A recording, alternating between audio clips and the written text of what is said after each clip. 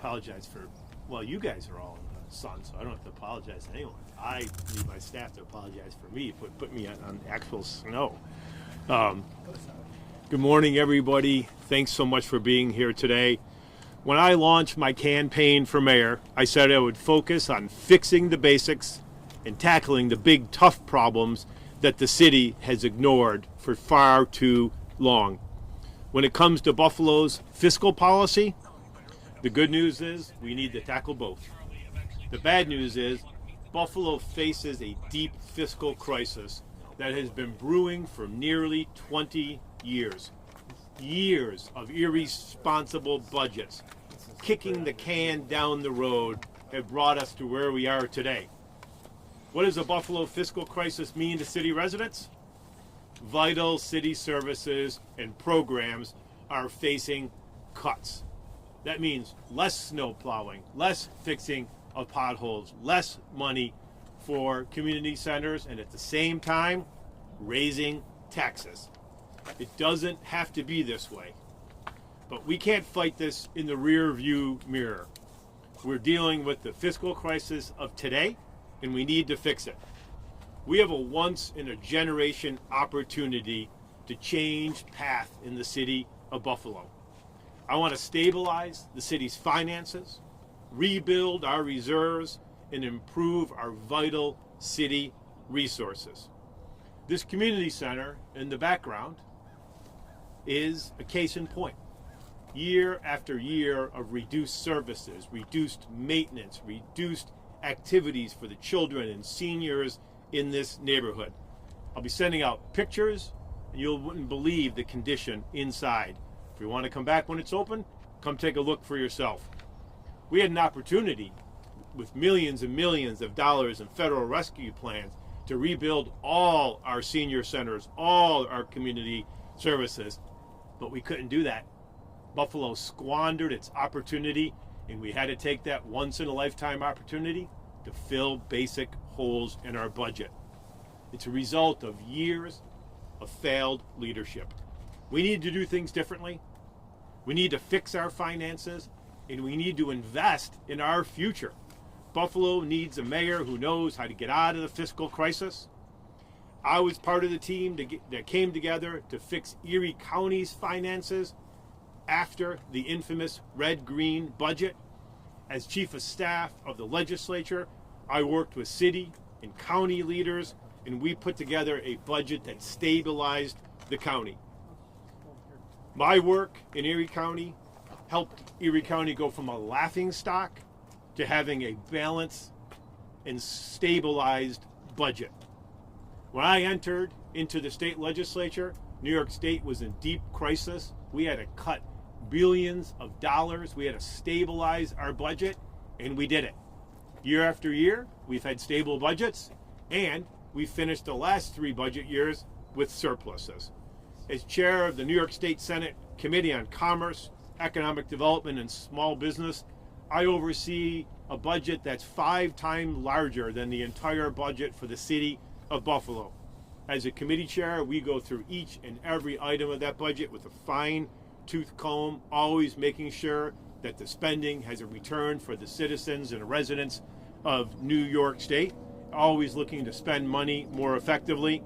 That means prioritizing programs that create good-paying jobs, support New York State's workers, but bringing investments back to places like Buffalo. Buffalo deserves a mayor that'll do the same for the city budget. Here's what we need to do to get our fiscal house in order.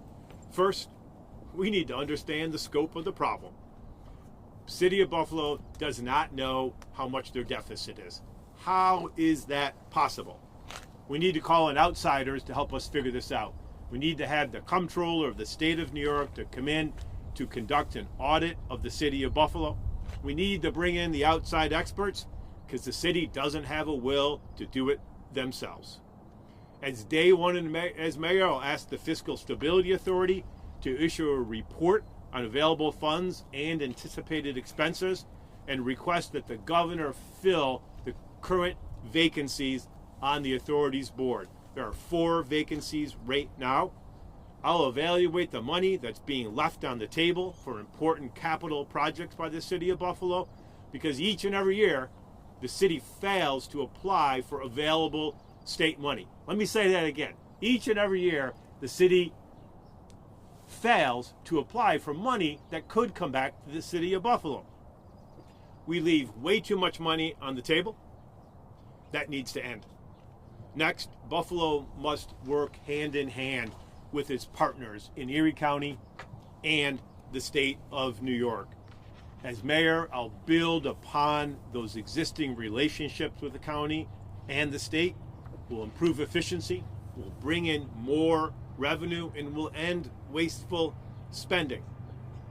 I'll also work with my relationships in the Assembly and in the Senate and with the governor to make sure that Buffalo's able to get back on its feet. I know how Albany works. I have the relationships. I have the experience. I will be able to produce real results for the city of Buffalo. I'll also be working with the Common Council to explore bringing back a participatory model of budgeting. The community needs to be heard throughout the budget process. And as day one in mayor, I'm going to review every city department, top to bottom review, figure out what works, what doesn't work, and cut every ounce of waste for programs that don't work for the city of Buffalo. We need to get rid of duplicative services. We need to crack down on cronyism and nepotism, ensure that there's more oversight on all state and federal funds that we use. And I'll work to modernize City Hall. We need to modernize how you apply for a building permit. We need to modernize how you apply for a permit to hold a picnic. Our residents deserve better. I've worked over the years to reform the industrial development agencies that too often were handing out tax subsidies that had no return for our residents. And as mayor, I'll lead a top to bottom review of all tax exemptions that are offered by the city of Buffalo and put forward recommendations to eliminate waste wherever possible. We need to ensure that Buffalo is prioritizing the delivery of services to places just like this instead of prioritizing political patronage and misuse of taxpayer dollars. We also need to relieve the burden of low-income homeowners. With the current administration recommending more property taxes, I'm working to create a program that's called a circuit breaker that'll insulate low-income and senior homeowners from the impacts of drastic property tax increases. I'll also work to make it easier for homeowners to pay their property taxes. Right now, you get this big bill. It's super confusing, and it's all going to be paid at once. We need to make that so you can pay your property taxes in installments. This will help us relieve some of the foreclosures.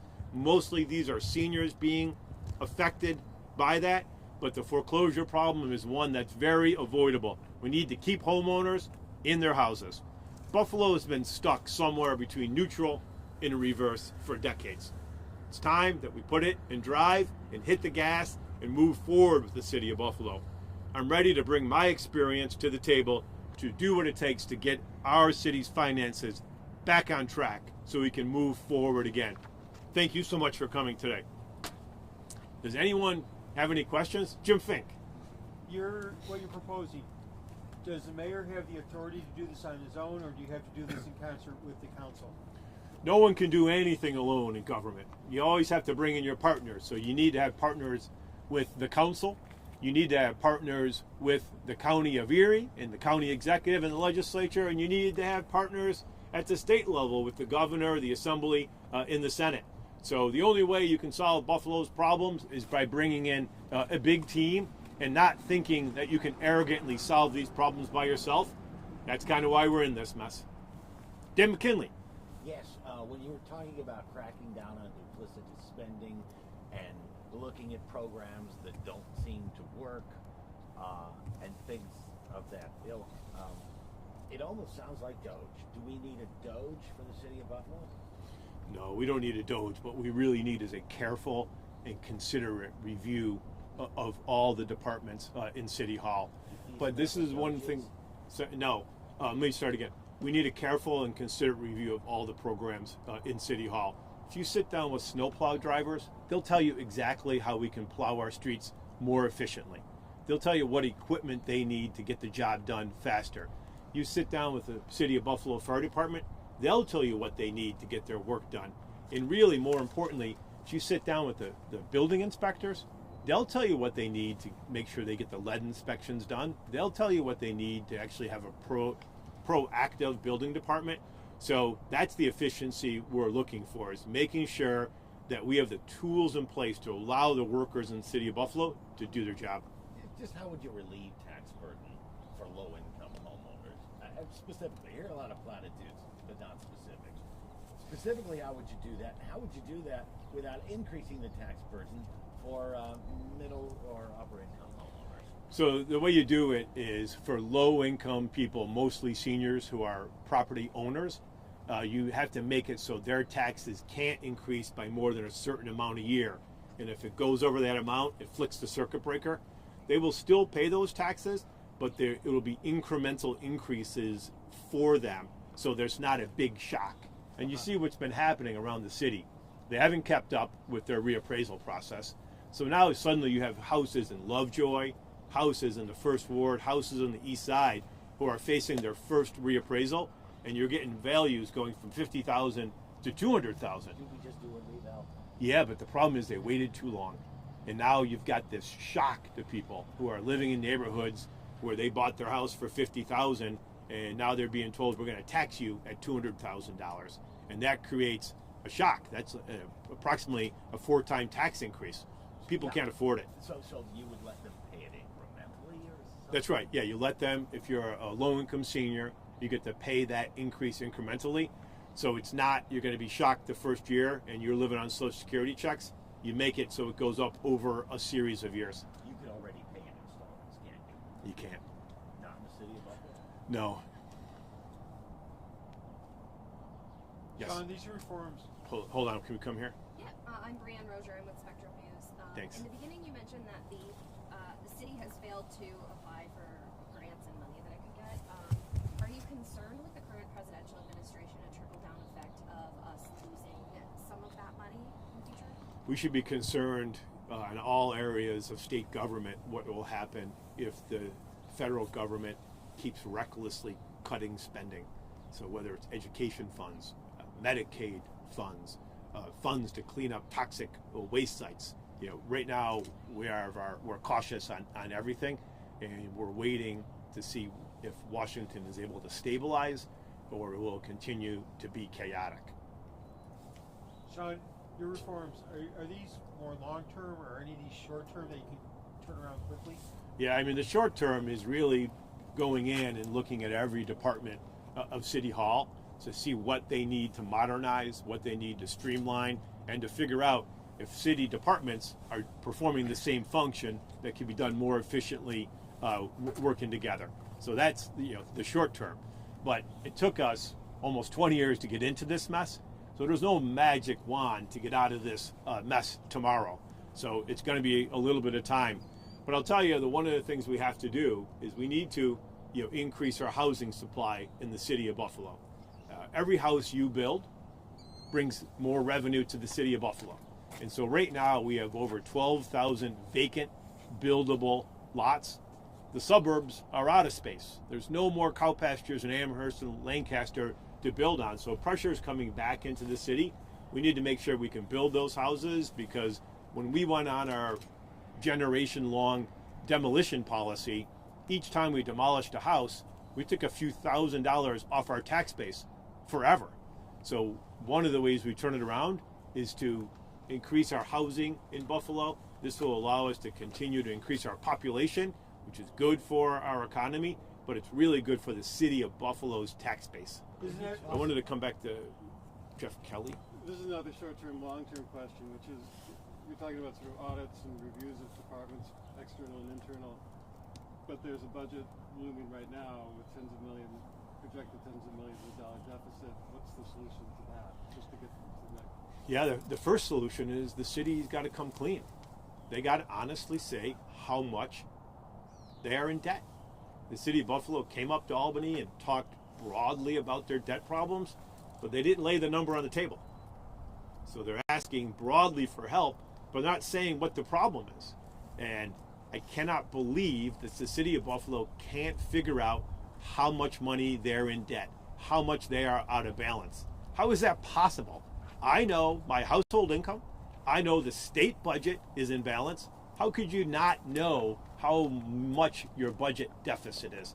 It defies logic. Dave. You were talking about building homes and all Yep. these vacant lots. I put a couple over there. Maybe one on the corner. Yeah, it doesn't take much to drive around this neighborhood and find a lot of opportunities to put up new housing. But for people that want to live in this neighborhood or any neighborhood in the city, you got to fix the schools. Now I know you don't run the schools Yep. as mayor, but you fund the schools. Yep. How active does the mayor need to be in fixing the schools? Because it seems to me that you hear stories. I know people they get married and they decide to have kids, and then maybe for 4 years, and then all of a sudden they say, "Oh my God, we got to get out of here." Dave, that's a very good question. Well, that's kind of like to ask, sir. But again, the question is, how involved should the mayor be, if at all, and how involved would you be in terms of the Buffalo Public Schools?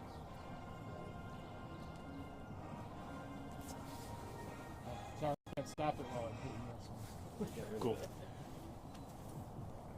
For far too long, the city of Buffalo has ignored its school system. It pretends that it has nothing to do with it. Its funding for the schools has remained flat for almost 20 years. Every year the state puts in more money, the city doesn't put in any more money. And it seems the only thing the city does with the schools is they show up for ribbon cuttings. But they don't take any responsibility. They don't work with the district. They don't work with the district and employers and in colleges to make sure the Buffalo school system is the best school system. So right now it's an ostrich mentality. They pretend the schools don't exist and it's not a problem. But you can't get the Buffalo we want if you continue to ignore the schools. So you need to work closely with the school district. You need to work closely with the Buffalo Teachers Federation. You need to work closely with BOCES and other districts. So there's a lot we can do for the schools, but you got to get in the game. They say that education is the third rail of politics. Stay away from education. I plan on being actively involved in education. I plan on using all the powers as the mayor of the city of Buffalo to influence education policy. But we need to also figure out, income and education, they work together. So we need to make sure the economic development that we have in Buffalo is having good paying jobs are being produced to make it so families have more time to spend with the students. But for years, we've just ignored education, and that's going to stop.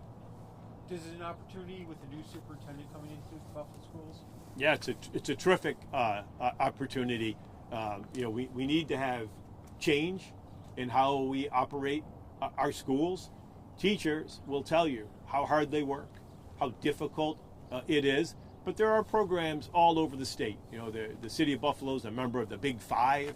The Big Five comes together, explores the best outcomes, but the city has got to get into the game when it comes to the schools, because we can't have the Buffalo we want if we just ignore our schools. There are some textbooks in the school that still list Lyndon Johnson as president.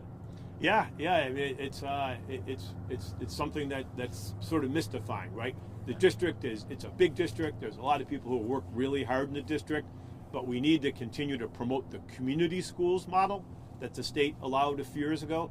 That's really helped. It brings services into the schools. It brings parents into the schools. It's a real 360, and you do that in conjunction with Say Yes. But one thing's for sure, nothing's going to get better if you keep ignoring the problem.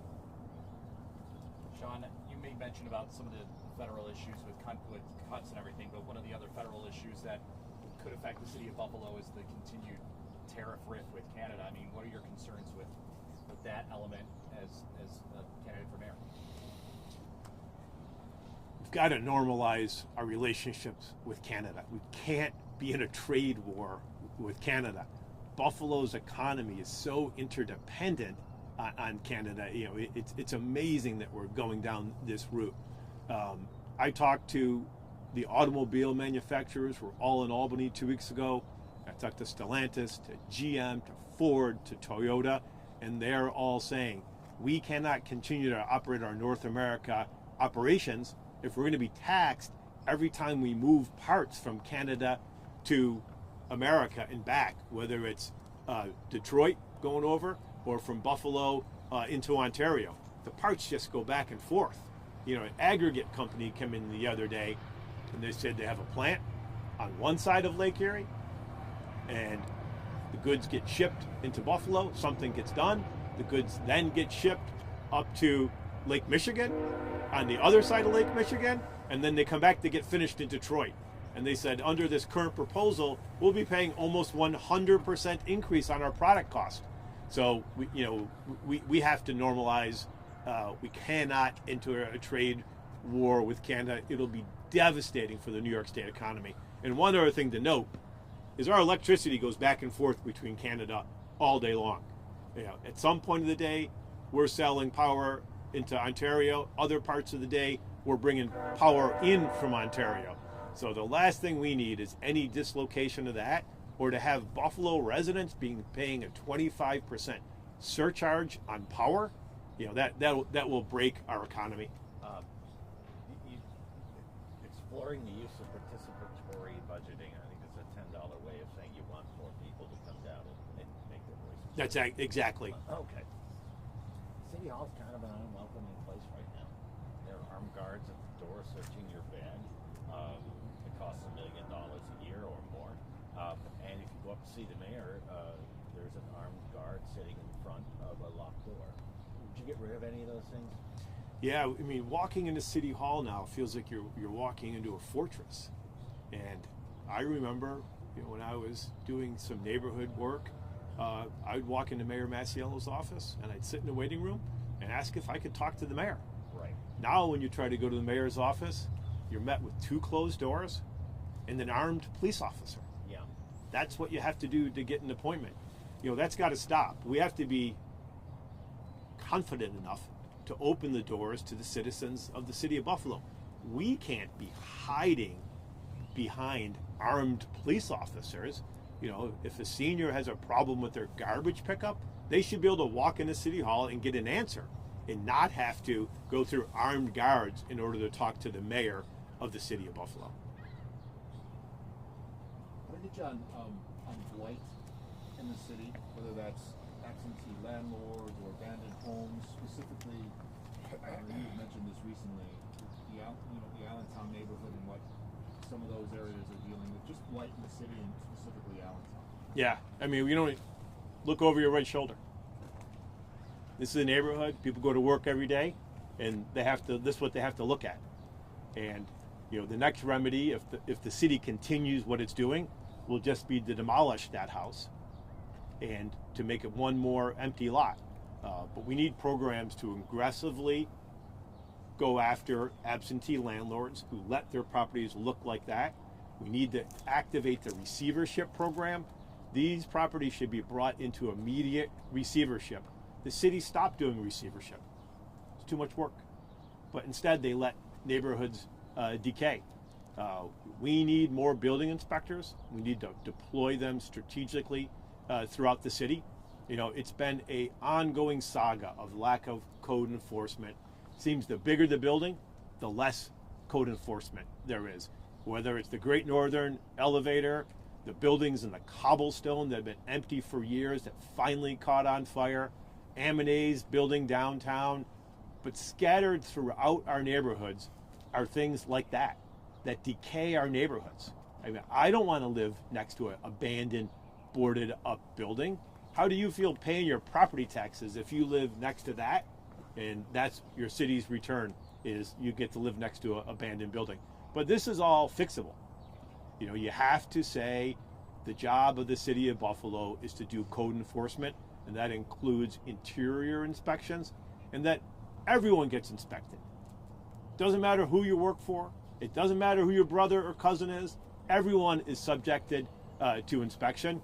And if you think abandoned properties are bad, which they are, you should also go look at the conditions of rental units where people are currently living in.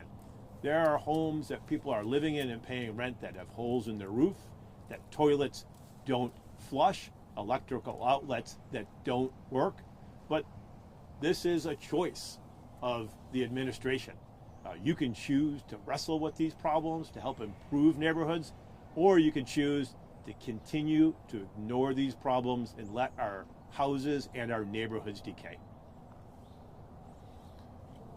Thanks so much, everybody.